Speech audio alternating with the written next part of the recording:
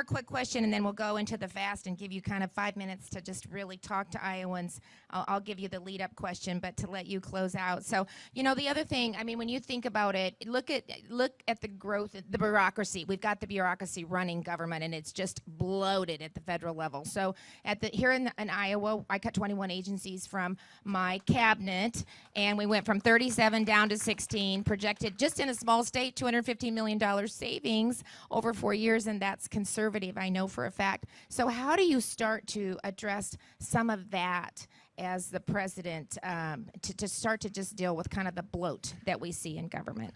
First of all, I followed you very closely in your transformation of state government. I applaud you for what you've done. And so I did that in Arkansas as well. We had 42 different departments that reported to me. I said, if I give my department heads 1 hour a week, that's 42 hours in a week before I do anything else. So we reduced that, transformed government down to 15 departments that reported to me. But during the course, it was just a very simple measure. I put in a hiring freeze when I became governor so that if somebody left, we said, can we do this more efficiently? Can we use technology? Do we need to replace them? And as a result of that, we reduced state government workers by 3,000 while I was governor. That was a 14% reduction. So as president, one of the first things that I will do is set in a hiring freeze for non-defense workers in the government bureaucracy, and my goal is to reduce federal non-defense workforce by 10%.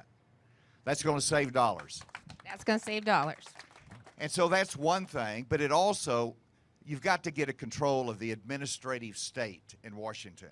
Whether it's the waters of the U.S. that the Supreme Court struck down that impacts the farmers here in Iowa and your ability to manage your land and be good stewards of it, you've got to stop that over-regulation at the federal level, just like we have done as governors, to unleash business. When you look at our $32 trillion debt, we're not going to be able to get a handle on our debt unless we go to the private sector of our economy. It's got to grow. We've got to unleash them. It's by a pro-growth energy policy, a pro-growth tax policy, and it's by controlling federal spending and let the private sector create the growth in our country.